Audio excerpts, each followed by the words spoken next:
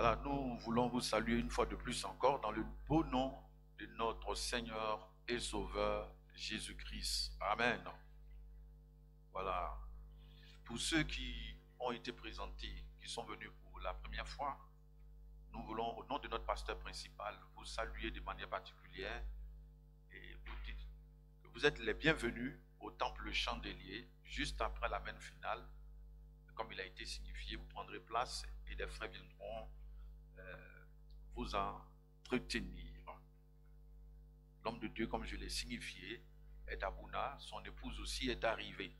Elle est arrivée le vendredi soir, je crois bien. Vendredi soir. Alors, ce matin, nous allons prendre notre Bible dans le livre de Timothée, chapitre 2, versets 3, 1 à 5. Timothée, chapitre 2.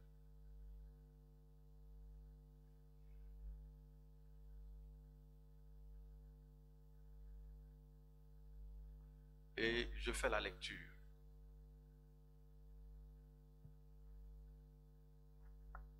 De Timothée. Merci pour la précision. De Timothée, chapitre 3, verset 1.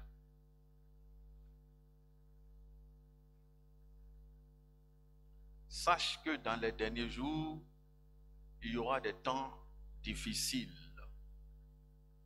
Car les hommes seront égoïstes, amis de l'argent, fanfarons, hautains, blasphémateurs, rebelles à leurs parents, ingrats, irréligieux, insensibles, déloyaux, calomniateurs, intempérants, cruels, ennemis des gens de bien, traîtres, emportés, enflés d'orgueil, aimant le plaisir plus que Dieu, ayant l'apparence de la piété, mais réuniant ce qui en fait la force. Éloigne-toi de ces hommes-là.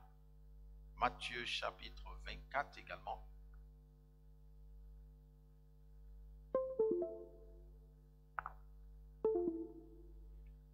Matthieu 24, il a dit, comme Jésus s'en allait au sortir du temple, ses disciples s'approchèrent de lui pour lui en faire remarquer les constructions. Mais il leur dit, voyez-vous tout cela? Je vous le dis, en vérité, il ne restera pas ici pierre sur pierre qui ne soit renversée. Il s'assit sur la montagne des Oliviers. Et les disciples vinrent en particulier lui faire cette question. Dis-nous, quand cela arrivera-t-il et quel sera le signe de ton avènement de la fin du monde? Jésus leur répondit, prenez garde que personne ne vous séduise, car plusieurs viendront sous mon nom, disant c'est moi qui suis le Christ, et ils séduiront beaucoup de gens. Vous entendrez parler de guerre et de bruit de guerre. Gardez-vous d'être troublés, car il faut que ces choses arrivent. Mais ce ne sera pas encore la fin. Une nation se lèvera contre une nation, un royaume contre un royaume, et il y aura en divers lieux des famines et des tremblements de terre. Tout cela ne sera que le commencement des douleurs. Alors on vous livrera au tourment et l'on vous fera mourir et vous serez haïs de tous les nations à cause de mon nom. Alors aussi plusieurs succomberont et ils se trahiront, se haïront les uns les autres. Plusieurs faux prophètes s'élèveront et ils séduiront beaucoup de gens. Et parce que l'iniquité se sera accrue, la charité du plus grand nombre se refroidira. Mais celui qui persévérera jusqu'à la fin sera sauvé. Cette bonne nouvelle du royaume sera prêchée dans le monde entier pour servir de témoignage à toutes les nations, alors viendra la fin. Nous voulons te bénir, notre Dieu et notre Père. Ce matin, nous te rendons toute la gloire pour l'occasion que tu nous donnes de parler encore de ta part. Merci de ce que, Seigneur, tu renouvelles à nous notre confiance, ta confiance du moins. Et nous prions que les cœurs soient disposés à recevoir ta pensée. Au nom de Jésus, que ton esprit nous assiste et que toute la gloire te revienne. Amen. Ce matin, le message que nous voulons vous apporter tourne autour du thème « Par le Saint-Esprit, vivons le réveil malgré les temps difficiles pour mieux accomplir le mandat missionnaire. » Par le Saint-Esprit, vivons le réveil malgré les temps difficiles pour mieux accomplir le mandat missionnaire. Alors que nous attendons un lendemain meilleur. Nous nous attendons à un lendemain meilleur à cause des soucis de la vie qui écrasent plusieurs. La foi du grand nombre, c'est le contraire qui est vécu. Je voudrais ce matin vous rappeler, chers frères et sœurs, que la parole de Dieu nous indique que les moments qui vont précéder le retour de Jésus-Christ seront marqués par des temps difficiles. Et comme notre environnement, du moins notre paix dépend de notre environnement, dans l'environnement dans lequel nous évoluons, c'est pour cela, ce que connaîtra le monde nous affectera d'une manière ou d'une autre.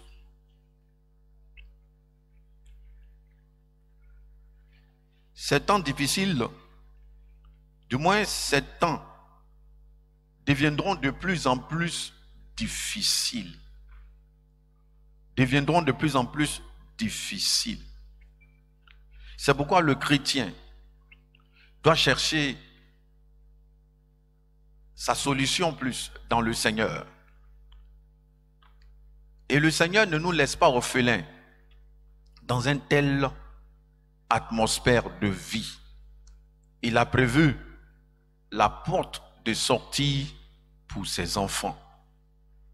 Nous devons donc apprécier. Et ce matin, je vous invite à apprécier l'issue de sortie pour parvenir à être parmi les vainqueurs de la fin des temps. Quand on parle de vainqueurs de la fin des temps, cela signifie qu'il y a combat, qu'il y a lutte, qu'il y aura opposition. C'est pour cela la Bible nous parle de vainqueurs. Ceux qui auront triomphé sur toutes les situations, sur tous les événements qui se présenteront, seront couronnés vainqueurs. Alors bien aimés, ce matin notre démarche consistera à faire un bref aperçu des temps difficiles. Les temps difficiles. Et deuxièmement, nous en donner la solution que le Seigneur a prévue. Nous en donner la solution. Ce matin donc, notre objectif est une interpellation. Interpellation. Car face aux soucis de la vie, plusieurs sont désemparés, plusieurs sont refroidis, d'autres sont morts spirituellement et ne savent pas comment faire. Interpeller ces personnes à comprendre que la solution est dans la parole de Dieu. Nous interpeller à veiller afin d'être à l'abri de toute surprise. De toute surprise. Car vous le savez, le Seigneur donne un rendez-vous à l'église. Il ne donne pas de date. Il ne donne pas d'heure. Il ne donne pas de lieu. Choses qui sont faites en temps normal, quand on donne un rendez-vous. S'il donne un lieu, c'est dans sa présence. S'il donne une date, ce sont des signes qui constituent l'horloge de Dieu.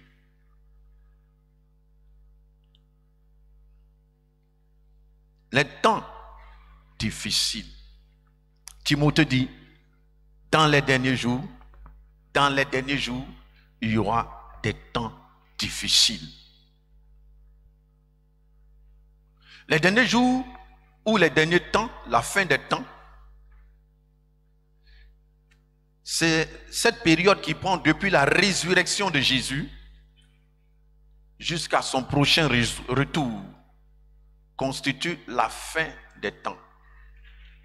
Le monde a connu un début, le monde connaîtra une fin. Et donc, dans le calendrier de Dieu, nous sommes parvenus à la fin des temps depuis la première venue de Jésus, sa mort, sa résurrection, jusqu'à son prochain retour. La fin des temps. Des temps difficiles, comme annoncé par les apôtres dans les évangiles et dans les épîtres. Dans les évangiles par Jésus lui-même, par les apôtres dans les épîtres. Temps difficiles. La Bible nous dit, malheur à terre, car le diable est descendu vers vous, animé d'une grande colère, sachant qu'il a peu de jours. Apocalypse 12, 12. Réjouissez-vous, cieux, mais malheur à la terre, car le diable est descendu vers vous, animé d'une grande colère, sachant qu'il a peu de jours. Bien-aimés, dans ces temps derniers, Satan va envoyer une horde satanique de l'enfer et qui vont inspirer les comportements et des manières de vivre. Et nous, enfants de Dieu, nous devons en prendre garde. Quand j'étais de l'autre côté, en Guinée, il y a eu un matin où j'étais avec le pasteur et nous avons reçu une sœur qui est venue tout effrayée. Une frayeur l'animait parce qu'elle est terrifiée par des esprits mauvais. Terrifiée. La peur. Elle dort, elle voit des serpents, elle voit des choses. Il lui a posé des questions. Est-ce que tu es baptisé du Saint-Esprit? Non, et tout cela. Une infirmière. Et nous avons prié pour elle. Elle a été libérée, littéralement. Quand elle a été libérée, elle est revenue à elle-même, elle dit, elle a senti comme dans la maison, il y avait comme la nuée. Une grande lumière où nous étions. Et elle voit dans le ciel un trône très élevé. Il y avait comme un dialogue entre elle et Dieu. Qu'il envoyait en mission vers les prisonniers et de prendre en charge les veuves. Aussitôt libérées, aussitôt la mission. Sauvée pour servir Dieu. On a prié pour le baptême dans le Saint-Esprit. C'est là qu'elle a vu ces choses. Et la frayeur va se transformer maintenant en mission. La nuit, elle dort. Et on l'a enlevée dans les airs, dans une position très élevée. Et elle voit des êtres bizarres qui descendent sur la terre. Et ces êtres viennent avec une mission particulière. Les accoutrements de femmes, d'hommes, des rouges à lèvres. Elle dit, voyez comment ils menaient la vie due aux hommes par toutes sortes de manières de vivre que nous connaissons aujourd'hui. Puis elle a dit, mais Seigneur, il faut les empêcher, qu'est-ce qu'ils font là? Et Dieu lui dit, on ne peut pas les empêcher parce que c'est le temps. C'est le temps. Le temps est accompli. Le diable est descendu sur la terre, animé d'une grande colère. Beaucoup de comportements seront inspirés et sont inspirés et seront inspirés des comportements nouveaux. L'Église doit prendre garde afin de ne pas être influencée par ces choses. Donc Satan étant descendu, ne veut pas aller en enfer seul. Il va inspirer des modes de vie, des comportements. Et qui seront, je pourrais dire, prêchés sur la place publique par des grands et par tous ces agents qui sont dans les médias, qui vont faire la propagande comme si c'était l'idéal de vie que nous devons avoir. Nous devons donc en prendre garde. Alors Satan, qu'est-ce qu'il fait? Il utilise l'homme lui-même. C'est l'homme. C'est pourquoi la Bible dit, il y aura des temps difficiles car les hommes seront. Les hommes seront. Ces temps deviendront de plus en plus difficiles parce que l'homme deviendra de plus en plus méchant, se détournera de Dieu. Regardez, vous allez voir que tous les signes que Jésus a donnés pour la fin des temps, ou que Paul donne, si vous regardez, l'homme est au centre. Mais l'homme est inspiré par l'ennemi. Vous savez, les actes, les paroles et tout ce que nous pouvons vivre émane d'abord de notre pensée. C'est la pensée qui nous dicte ce que nous devons faire et nous faisons. Si votre pensée vous dit insulte, ça va sortir injure. C'est pourquoi Jésus dit qu'il juge déjà les intentions du cœur. Si tu as déjà de mauvaises pensées, tu as déjà commis l'acte. Et comme la pensée guide, Satan sait que l'homme est guidé par sa pensée. S'il n'y a pas de pensée, il n'y a pas d'action. Il va agir par la pensée, dans la pensée de l'homme, par des philosophies, par des suggestions, des pensées mauvaises. C'est pourquoi la Bible nous appelle, nous invite à examiner nos pensées, à faire attention, à ne pas tout copier autour de nous. Car ce que tu peux copier, ce que tu peux penser, peut inspirer, va déterminer celui qui a inspiré cela. Si j'ai des pensées de suicide, c'est qu'il y a un esprit de suicide qui est caché quelque part derrière. Si j'ai des pensées de m'habiller de façon indécente, il y a forcément quelqu'un qui est caché derrière, qui inspire la pensée. Et vous posez l'axe, les hommes seront. Les hommes seront. Qui es-tu ce matin?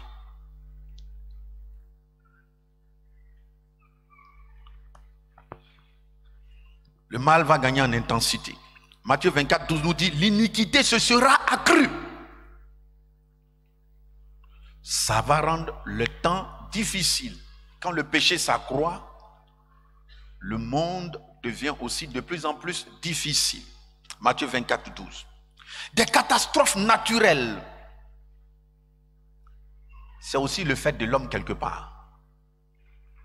Parce que la couche d'ozone qui protège la Terre des rayons ultraviolets commence à se détériorer. Par conséquent, la Terre connaît un réchauffement encore plus important. Pourquoi?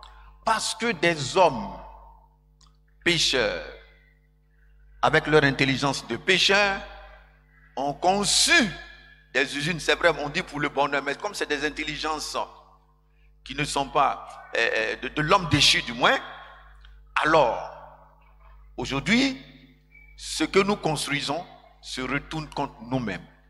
Ces gaz finissent par détruire la nature. L'homme, par ses actions de détruire la forêt, crée le désert. Et tous ces éléments rassemblés font créer un bouleversement climatique. Vous êtes sans ignorer l'intensité de la chaleur que nous vivons. Et c'est partout dans le monde. C'est partout dans le monde. Donc des catastrophes naturelles. Je dis donc c'est aussi le fait de l'homme. Mal inspiré. Des guerres. Je ne vous apprends rien. L'Ukraine et la Russie sont là. Israël et la Palestine. Et ce sont des nations qui font de la guerre, mais en réalité qui impliquent tout le monde d'une manière ou d'une autre. Des épidémies. En 2020, nous avons connu Corona. Et Corona a affecté tout le monde entier, bouleversé tout système et toute façon de faire et de voir. C'est encore le fait de l'homme.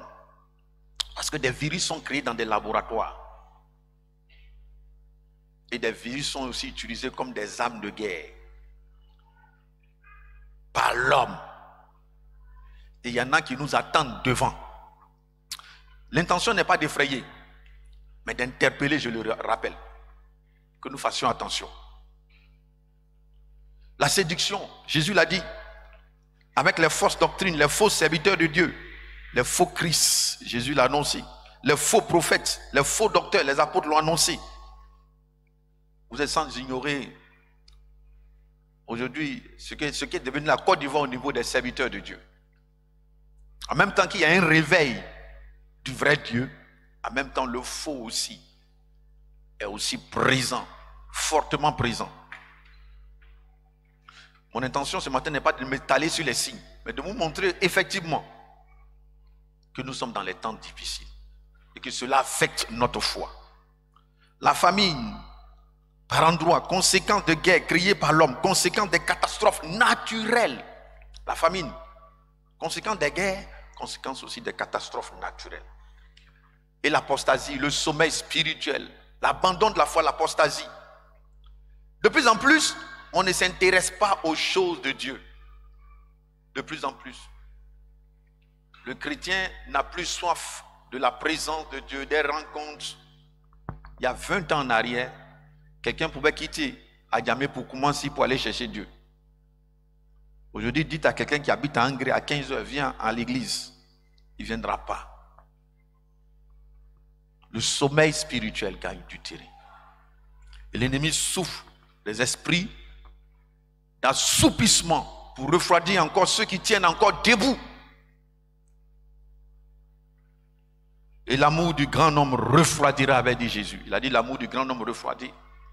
L'amour, c'est l'occasion de regarder ton premier amour, où tu en es avec le Seigneur. Alors, il y a des temps difficiles et nous les vivons. Et cela nous affecte sur tous les plans. Dans notre vie personnelle, notre foyer, notre travail, nous sommes affectés. Parce que notre monde est en mutation. Et une mutation qui ne nous est pas vraiment très profitable à la fois. La solution de Dieu pour ces temps. La solution de Dieu. Voyez-vous, à chaque élément, le Seigneur donne des conseils à ses disciples pour échapper à ces choses, pour triompher. Le Seigneur dit, veillez et priez. C'est le premier élément. Nous sommes à une heure où chacun doit veiller et prier. Veiller, c'est la vigilance. Veiller, c'est faire attention à ces éléments. Il dit, nous sommes à une période difficile, je ne dois pas me laisser faire. S'il redouble d'efforts, Satan redoubler de courage. Nous devons veiller et prier. Nous devons nous attacher à la vraie doctrine, à la parole de Dieu. Beaucoup de prédications sont faites. Il est dit que dans ces derniers temps, les gens se donneront une foule de docteurs, une foule de docteurs qui vont séduire, ayant la démangeaison d'entendre des choses agréables. On ne cherche plus à nourrir la foi, on ne cherche plus la vérité qui peut nous amener vers Dieu. On cherche maintenant à entendre des choses agréables. Est-ce que cela ne nous arrive pas? On veut quelque chose de nouveau, de sensationnel, d'agréable à entendre. La parole de Dieu est simple. La parole que Jésus prêchait, je me demande s'il était encore de notre époque, si lui-même ne serait pas rejeté.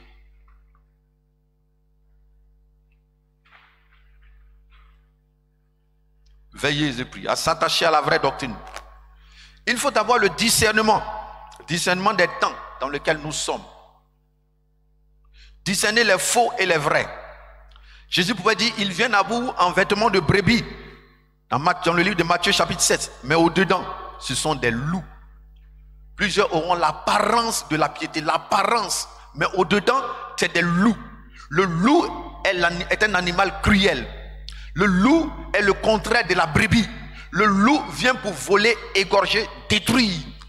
Alors le loup se fait passer pour une brebis. Donc au milieu du peuple de Dieu, il peut y avoir des loups cruels. Ils auront l'apparence de la piété, mais régnant ce qui en fait la force. Vous les reconnaîtrez à leurs fruits. Parce que le fruit, un arbre bon ne peut porter que de bons fruits. Un arbre mauvais portera de mauvais fruits. Et la Bible dit également, éloignez-vous d'eux.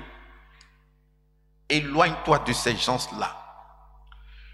Autre élément, il ne faut pas s'affoler. Jésus a dit, il faut que ces choses arrivent.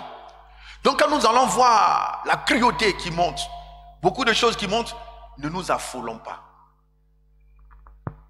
Alors là où je viens, des enfants jouaient au ballon et la balle est tombée dans une cour. Ils sont allés pour chercher leur ballon. Les autres sont ressortis. Il y a un jeune homme qui est resté. Quand il est ressorti de la cour plusieurs jours après, on l'a vu égorgé. L'homme est devenu cruel, méchant. Il n'a plus peur du sang. Avant, quand tu vois ton sang, tu dois sentir quelque chose. C'est comme ça que Dieu nous a créés. Mais regardez, de plus en plus, on devient insensible. Depuis qu'à l'université, on a pu brûler quelqu'un avec matelas, parce qu'il rendait la vie dure aux étudiants, le mal a commencé à nous gagner et nous devenons de plus en plus insensibles.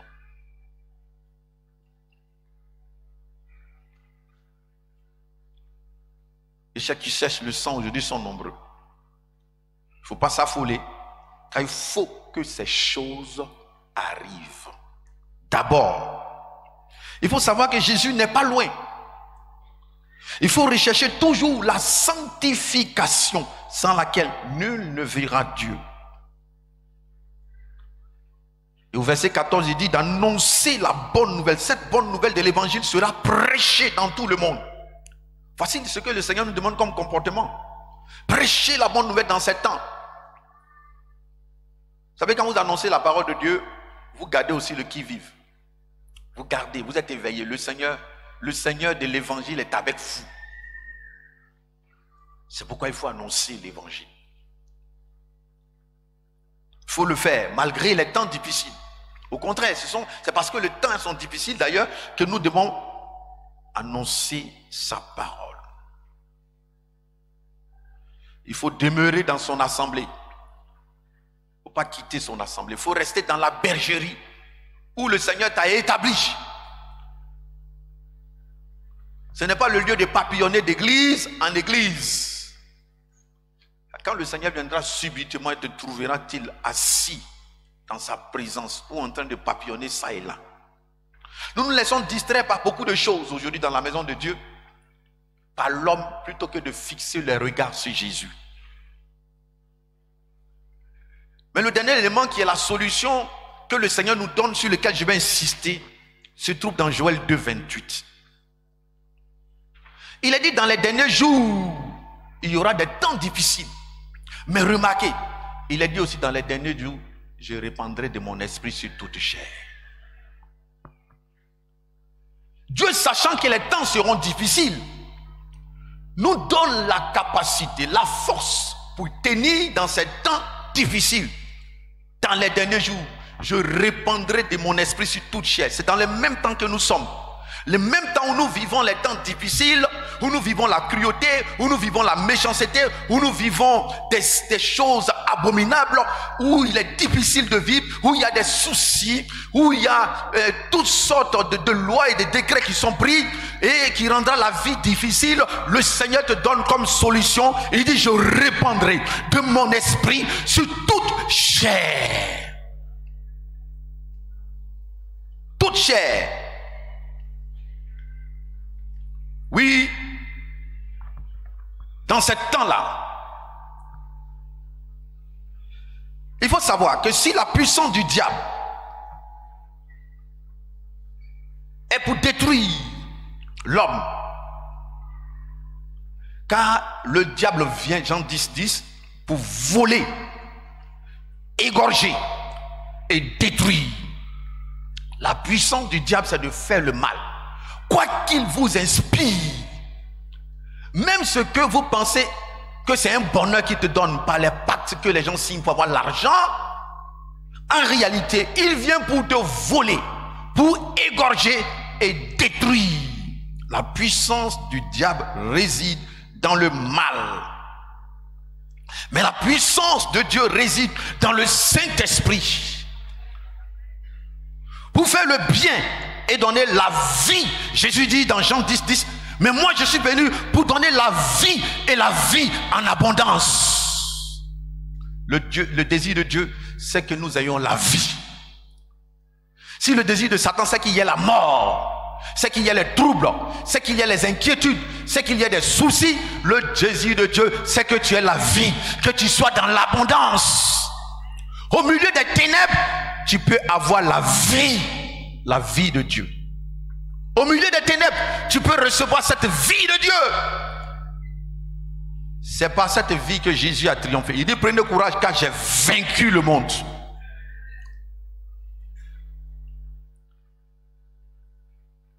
Alors, le Seigneur nous promet le Saint-Esprit dans Actes 2, 17. Vous recevrez une puissance. Le Saint-Esprit subvenant sur vous et vous serez mes témoins. Ce Saint-Esprit vient, il sera en nous. Il sera sur nous. Et il sera avec nous. En nous, sur nous, avec nous. Ces trois domaines dans lesquels le Saint-Esprit veut résider dans la vie du croyant lui permettront de résister à toutes les éventualités que nous pourrons connaître dans le monde. En nous, sur nous, avec nous.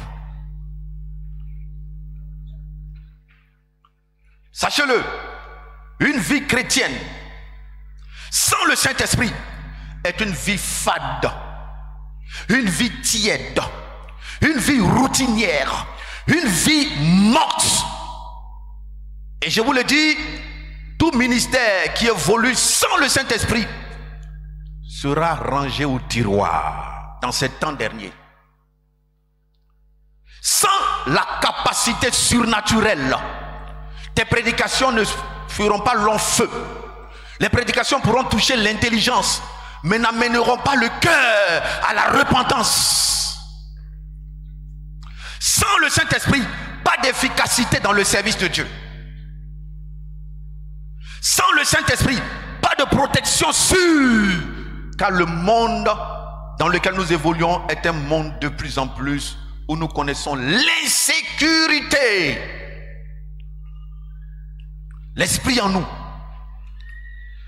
En nous, quand nous acceptons Jésus comme Sauveur et Seigneur, l'Esprit vient vivre dans le cœur du croyant. Jésus a dit, il faut que je m'en aille pour que le Consolateur vienne.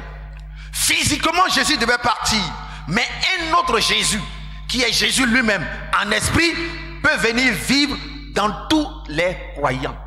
Sa présence dans la vie du croyant est la présence de Jésus. Et dans le cœur du croyant, il crée la régénération. La nouvelle naissance. Tu es passé de la mort à la vie. C'est l'action première du Saint-Esprit. Il te donne de porter le fruit de l'Esprit qui va te faire ressembler de plus en plus à Jésus-Christ. Oh, le Seigneur, c'est l'Esprit. Et là où il y a l'Esprit du Seigneur, il y a la liberté. Nous qui le visage découvert, nous contemplons comme dans un miroir le Seigneur, et nous sommes transformés en la même image de gloire en gloire. Quand nous lisons tous les jours la parole de Dieu, l'Esprit nous transforme en la même image de Jésus pour ressembler à Jésus de gloire en gloire. L'Esprit en nous, c'est le travail qu'il fait. Si je dois évoluer dans un monde hostile, difficile, et que chaque jour je ressemble à Jésus, croyez-vous que je ne serai pas vainqueur sur les situations? L'Esprit en nous nous amène dans un travail profond, à nous distinguer dans un monde qui vit dans les ténèbres, qui produit les ténèbres, et toi tu produis la lumière. C'est pour cela que Dieu nous a établis pour être la lumière du monde. L'Esprit en nous est le cachet, est le sceau de Dieu. C'est la marque au travers de laquelle Dieu reconnaîtra ceux qui lui appartiennent. Car celui qui n'a pas l'Esprit du Seigneur, il ne lui appartient pas. Quand Jésus donc reviendra, il regardera ceux qui ont l'Esprit en eux, ceux qui ont été transformés, ceux qui ont produit le fruit. Ceux-là, ils seront automatiquement changés comme lui pour vivre éternellement en lui. Est-ce que l'Esprit est réellement en toi? Quel fruit produis-tu?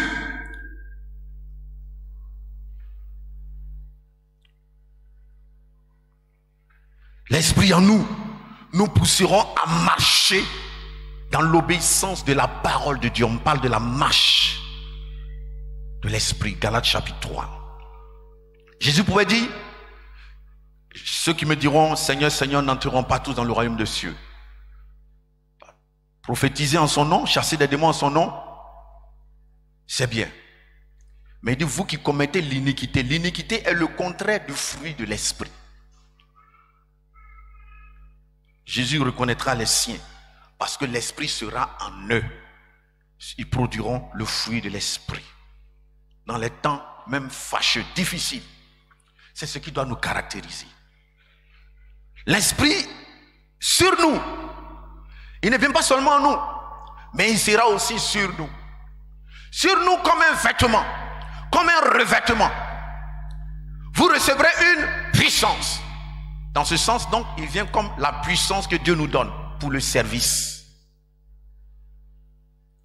Il nous donne un équipement dans ces temps derniers.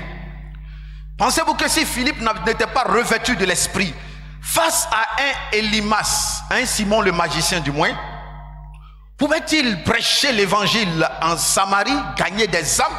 Car Simon épatait déjà le monde par ses magies, par ses sortilèges. Il épatait déjà les Samaritains.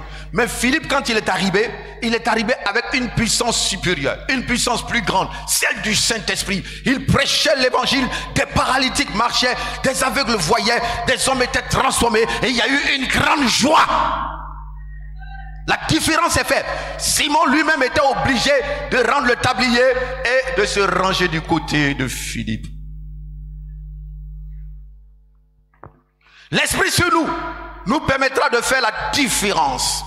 Car nous serons confrontés à des forces des ténèbres de plus en plus, par des mystiques, à des sorciers, à des démons coriaces. Mais l'Esprit sur nous, dans ces derniers temps, Dieu promet d'envoyer plus encore sa puissance, son Esprit, pour que son Église soit forte, pour proclamer l'Évangile, accomplir le mandat divin.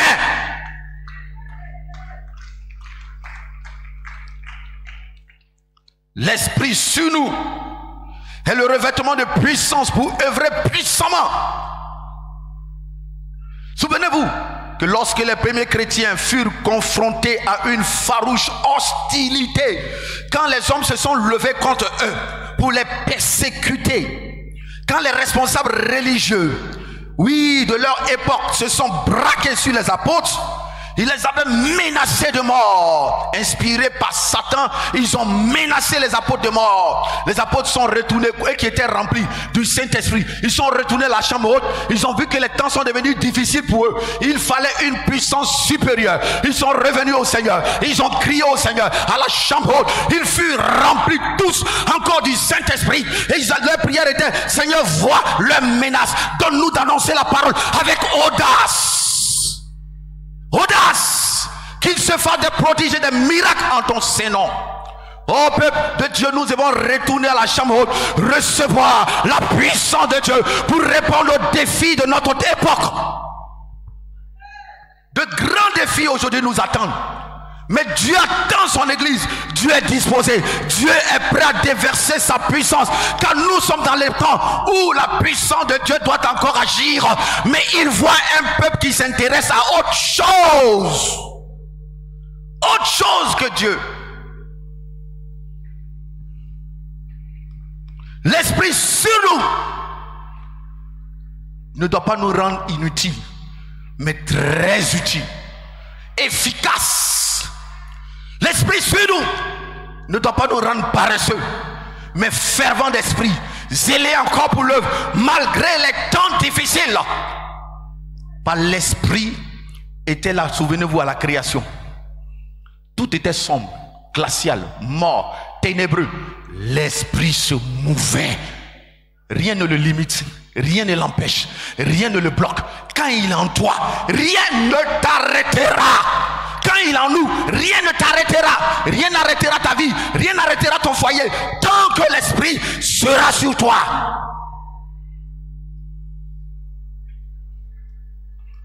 Il nous faut, chers frères et sœurs, l'Esprit.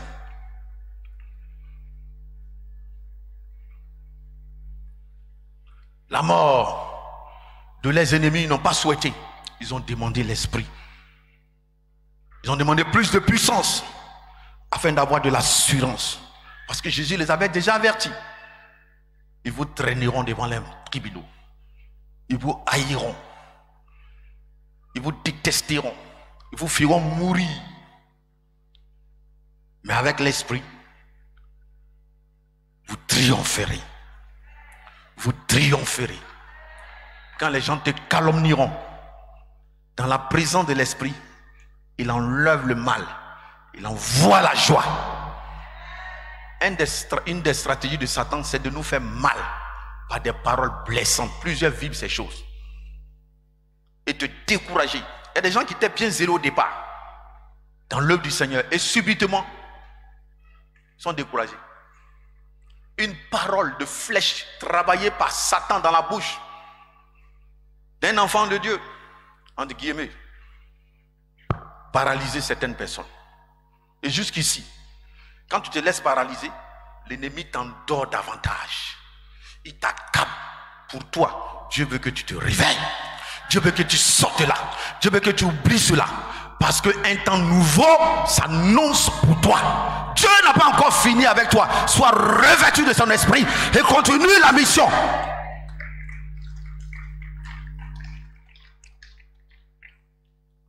Plus d'assurance, plus de force, plus d'efficacité dans le service. Le Saint-Esprit avec nous.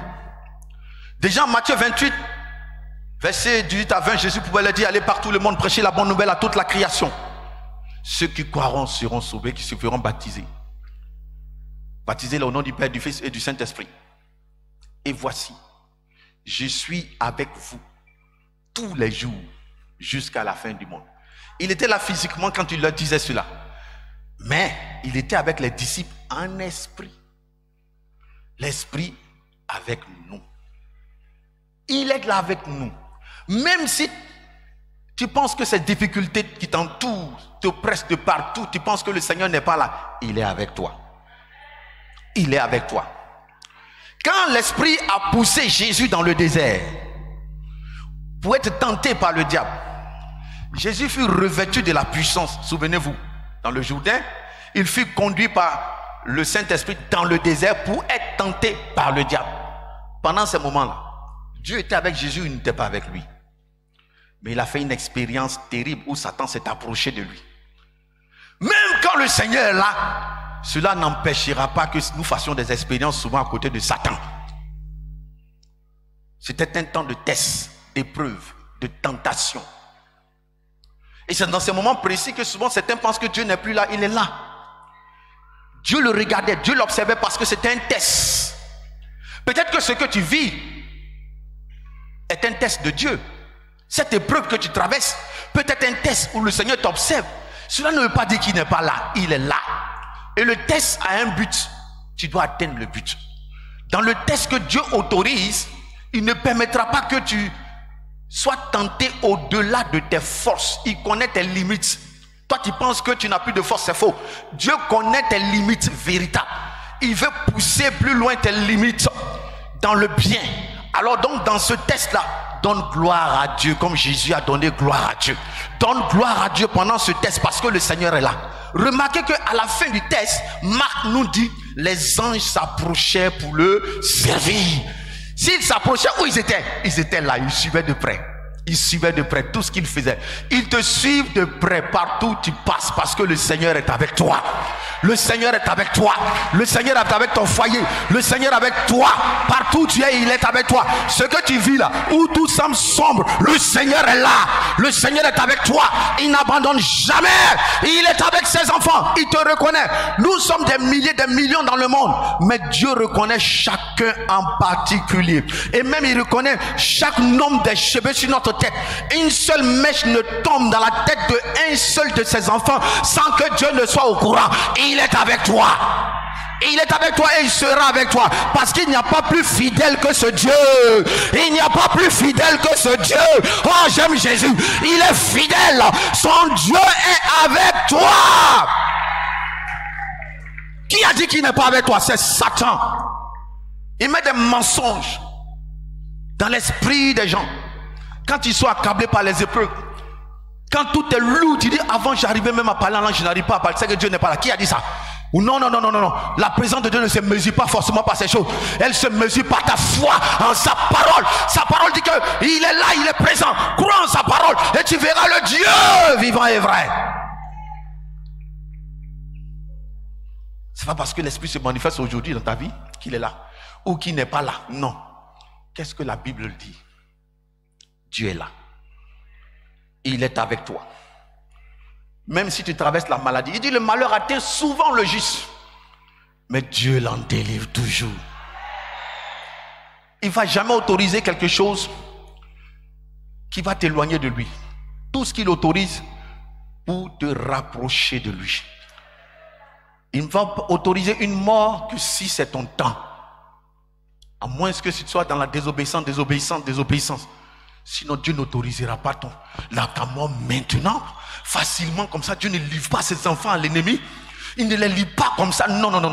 Dieu ne peut pas te livrer comme ça. Ils font tous ces simagrées, mais Dieu ne peut pas te livrer comme cela. Il est avec toi. Et il est avec le chandelier. Ce matin, le Seigneur me charge de te dire que Dieu est avec le chandelier. Qu'il est là. Il ne faut pas regarder ça pour dire non. Avec tout ce qui se passe, Dieu n'est pas dans cette église. Je quitte cette église. Dieu est là. Le maître de l'église est là. Il était dans l'église primitive. Souvenez-vous les 7 églises d'Asie. Il y avait la mort spirituelle dans certaines églises. Il y avait la tiédeur. Il y avait toutes sortes de comportements. Mais quand Jean se posait la question, mais avec toutes ces épreuves, ces persécutions, où est le Seigneur dans tout cela? C'était la question que le peuple se posait. Et Jean alors va recevoir cette vision. Alors que lui-même, au cœur de cette tribulation, il a été jeté sur une île appelée Patmos. Sur cette île, comme prisonnier, étant un vieillard. Il va souffrir donc en prison. Et ceux qui étaient jetés là-bas, c'était pour les travaux forcés. Mais dans cette prison, comme l'esprit ne peut pas être emprisonné, son esprit va s'ouvrir. Il aura une révélation. C'est ce qu'on appelle l'apocalypse. Apocalypsus, ça veut dire la révélation de Dieu. Le dévoilement. Dieu dévoile la vérité de ce qui est caché. Et ce qui est caché va être maintenant mis à nu. Jean va comprendre qu'en réalité, Jésus est au milieu des 7 chandeliers d'or. Il est au milieu des 7 chandeliers d'or. Cet homme vainqueur, victorieux, qui a triomphé de la mort, s'est présenté à Jean en des moments fâcheux, en des moments d'épreuve. Oui, quand le Seigneur se révèle à son église dans des moments d'épreuve, quel réconfort, quelle joie, quelle force. Jean a eu de la force et il pouvait encourager l'église qui était en détresse. Ce matin, je suis là pour t'encourager, peuple de Dieu, que Jésus est au milieu de toi. Jésus n'abandonne pas son église. Il n'enterre pas son église, même les églises mortes. Il ne les enterre pas. Son sang n'a pas coulé en vain. Quand vous marchez au bord de la route et que subitement une voiture perd le contrôle et vient dans votre direction, et que vous avez juste un petit réflexe et la voiture passe, qu'est-ce que vous allez dire? Dieu est-il avec vous ou n'est pas avec vous? Avant ma titularisation, Satan a multiplié des assauts terribles. Et parmi ces assauts, j'étais sur la côte de Paillé. Je montais à l'air chez moi. Une voiture qui a perdu le contrôle venait à vive allure. Quelque chose me dit, regarde en arrière. La voiture était là où le baf se trouve. J'ai fait ça. Il est rentré dans un magasin. Il y avait une jeune fille qui était devant moi. Je n'ai même pas eu le temps de dire à la jeune fille, dégage. Mais elle a crié, elle a fait ça. Elle a crié, Jésus. J'ai dit, ah, c'est une chrétienne. Il est avec nous. Il est avec nous. Il est avec nous. Il est avec nous. Même si quand il permet le malheur souvent, des accidents, certains sont passés. Mais Dieu les a relevés de là. Il peut autoriser ça comme une épreuve, mais Dieu les relève de là. Nous avons un collègue. Lui et son épouse voyageaient. Un voyage de nuit en car. La voiture roulait à vive allure. Le chauffeur, on ne sait pas s'il dormait ou pas. Mais à un moment donné, un accident grave. Certains dormaient dans le car. Le collègue se retrouve debout. Il ne sait pas comment. Hors du car. Dieu est avec nous. Sa femme, par contre, se retrouve en bas du car. Elle a les séquelles. Dieu est avec elle. Le Seigneur est avec nous. Est-ce qu'on peut acclamer sur ce Jésus? Il est avec nous.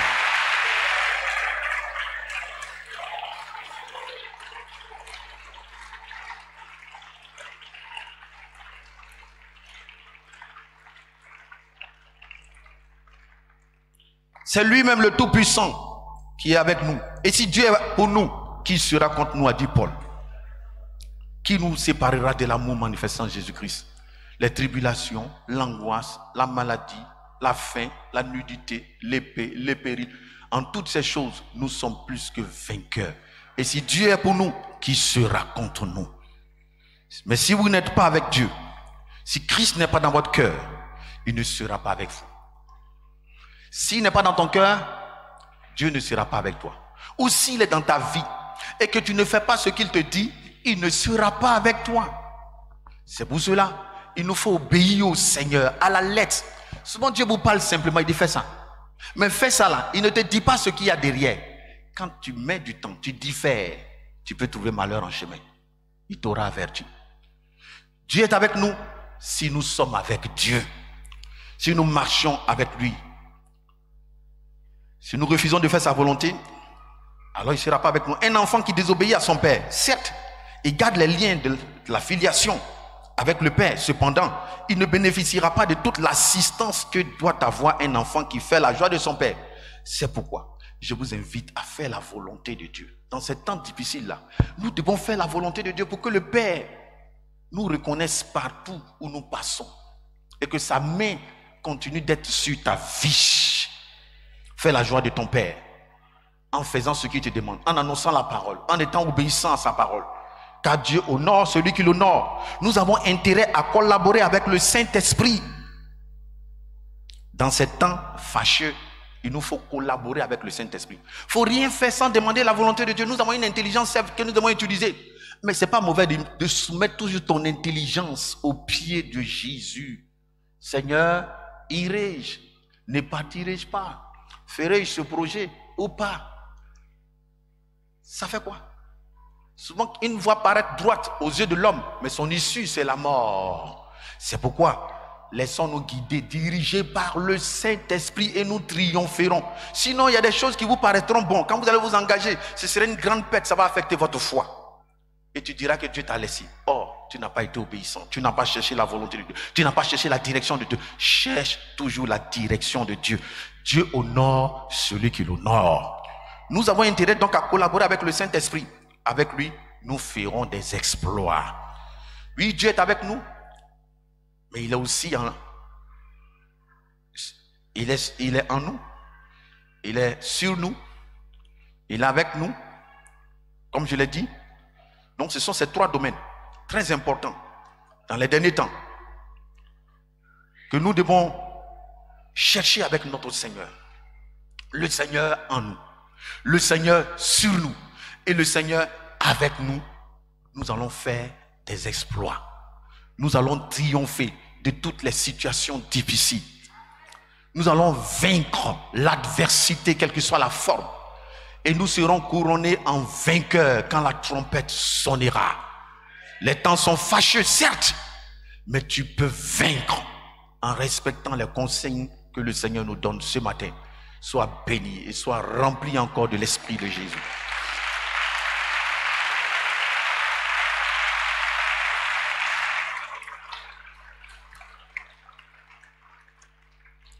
Nous allons prier pour la parole de Dieu. Chacun va prier. Les difficultés que tu vis, dis merci à Dieu parce que la solution t'a été donnée. De veiller, de prier, de discerner, de ne pas te laisser troubler, mais surtout d'être rempli encore de son esprit. Et à cause de ce pourvoi que Dieu fait dans ces derniers temps, ce matin, il veut te ranimer, il veut te fortifier. Il veut t'amener à triompher des situations que tu vis. C'est la main tendue de Dieu pour toi ce matin. Élevons la voix et prions le Seigneur.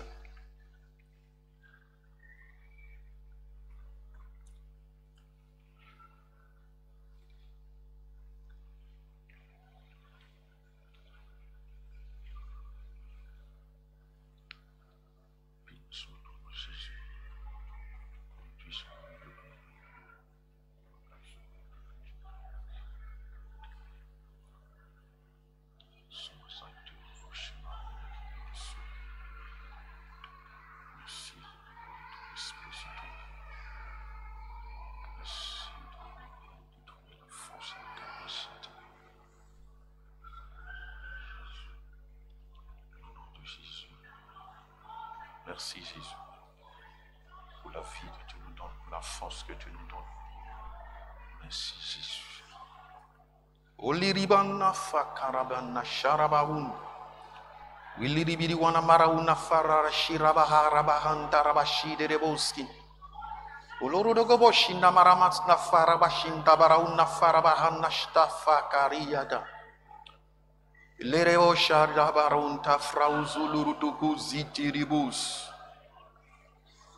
Laraba yamasai derabahus kintabrata kambarabahusut. Sorodobo shite brausu tarabakambara yamasai derabahus. Mayadabarabarabarabarabahus. Merci Seigneur parce que oui, malgré ces temps que nous vivons, ces temps fâcheux, ces temps terribles, où des décisions, où des lois sont prises, qui vont affecter notre quotidien, nos mœurs de vie. Oh Seigneur, face à tout cela, tu nous as donné des consignes et tu nous as donné ton esprit.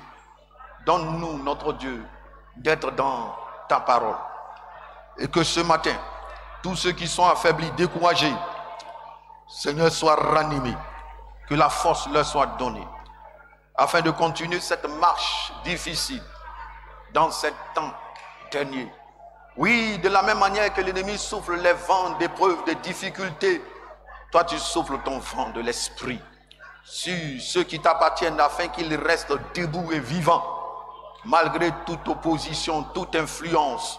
Je te dis merci de ce que nous pouvons bénéficier de ta grâce ce matin. Au nom de Jésus. Merci Seigneur. Merci Seigneur. Merci Seigneur. Là où tu sens ta foi refroidie, dis Seigneur, ce matin ma foi s'est refroidie, mais après avoir écouté ta parole, je prends l'engagement de repartir, de te servir à nouveau, de reprendre ma vie de prière, de méditation, de sanctification, de faire mieux pour toi. Dis cela, Dieu, ce matin. Prions ensemble le Seigneur.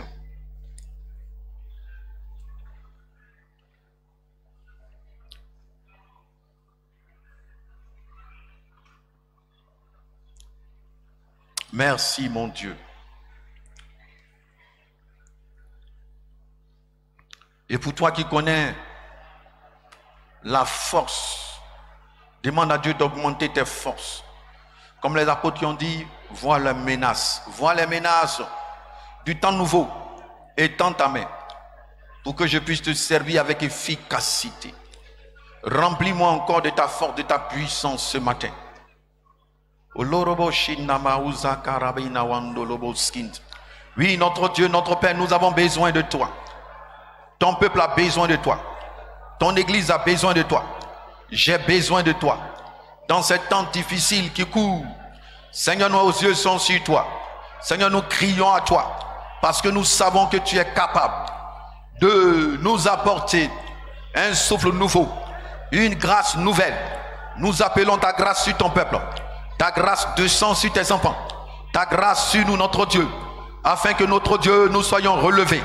Relevés de nos bassesses, relevés de nos craintes, relevés de nos frayeurs, relevés de nos maladies, relevés de notre Dieu de la mort spirituelle, relevés notre Dieu du découragement, que nous soyons remplis de la grâce de Dieu, de la force que tu donnes, que nous reprenons nos armes avec toi, nos temps de prière, notre intimité, que nous reprenons tout ce que nous avons abandonné, perdu, le premier amour soit restauré.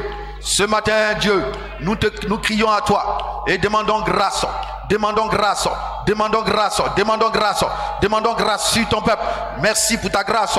C'est ta volonté de bénir ton peuple ce matin, de remplir ton peuple ce matin, de renouveler ses forces.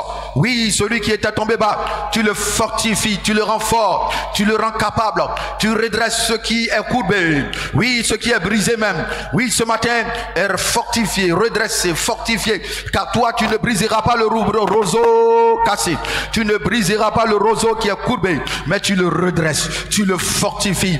De Pierre, oui, qui était Pierre, roseau, oui, lui qui était Simon, tu en as fait Pierre, une pierre sur laquelle tu bâtis ton église, et les portes du séjour de l'enfer ne prévaudront point contre elle. Ce matin, tout ce qui était roseau devienne pierre, tout ce qui était roseau devienne pierre, tout ce qui était roseau devienne forte, afin de résister à tout vent. Au nom de Jésus-Christ, au nom de Jésus-Christ, nous chassons la tiédeur, nous chassons la mort, nous chassons les mauvaises pensées, nous chassons tout ce qui n'est pas de toi, nous chassons les œuvres des ténèbres. Et je prie que ton peuple se relève de ce sonde, se relève de la bassesse, se relève de la faiblesse, se relève de tout ce qui avait triomphé de nos vies. Au nom de Jésus-Christ de Nazareth, prends le contrôle, Jésus-Christ. Tu vas te tenir debout de ta place. Avec votre permission, nous allons nous tenir debout, s'il vous plaît.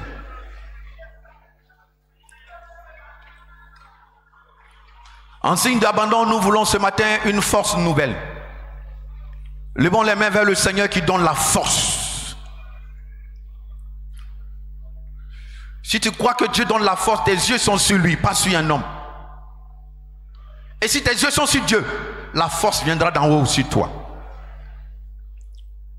Je voudrais t'apporter maintenant ton peuple, notre Dieu, à tes pieds.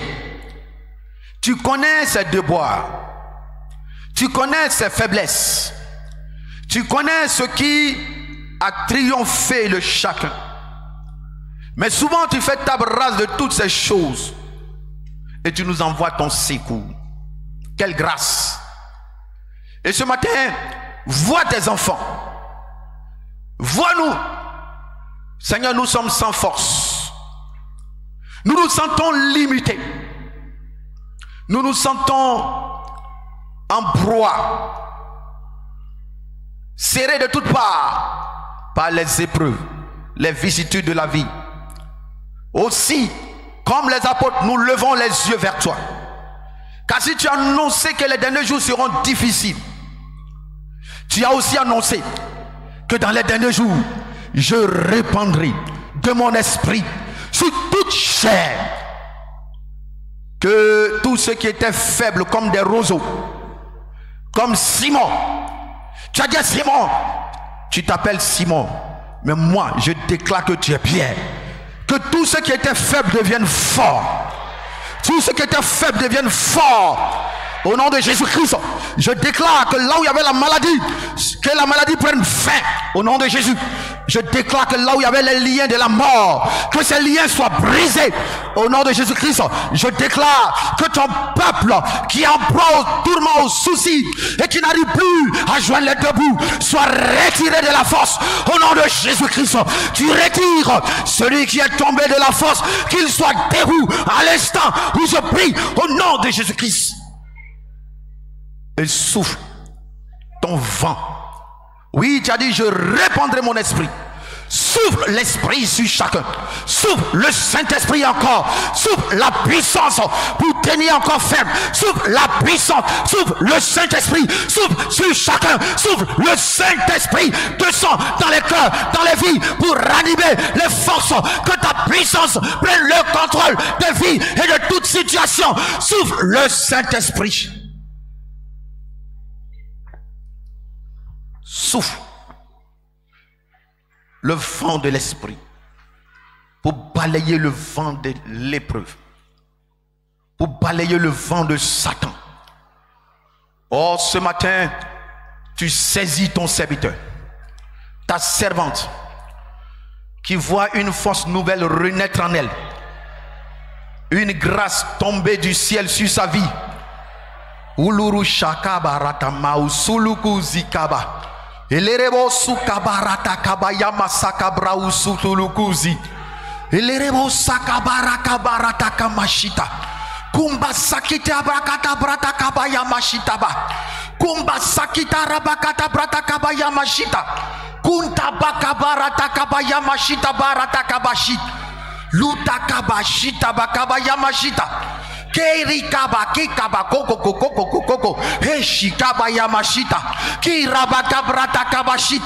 Kintabakabaratakabashi dabauz. Lauzakabayamashi. Ilurutukuzukabakabaratakabashi. Donne la force à tes enfants. La force, même à celui qui ne sent plus rien. Qu'il sente ton approche ce matin. Qu'il sente ton action ce matin. Qu'il sente la vie ce matin. Que la vie soit communiquée. Que la vie soit communiquée. Que la vie soit communiquée. Au nom de Jésus. Communique la vie, Jésus. Communique la vie, Jésus. Communique la vie, Jésus. Communique la vie, Jésus. Et que la mort sorte. La mort sorte. La mort sorte. La mort sorte au nom de Jésus. Communique la vie. Et conduis-nous à la maturité. Communique la vie, embrasse ton peuple. Et conduis-nous à la maturité.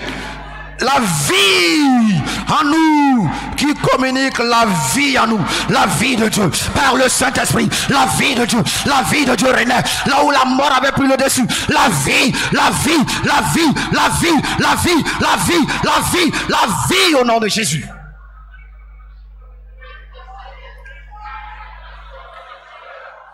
Que les cœurs découragés retrouvent des ressources, retrouvent la force, retrouvent la force, retrouvent la force, retrouvent la force, retrouvent la force. Que les chaînes tombent, les liens soient coupés, les chaînes soient brisées. Au nom de Jésus, des liens tombent, des chaînes brisées. Au nom de Jésus-Christ, des chaînes tombent. Au nom de Jésus-Christ.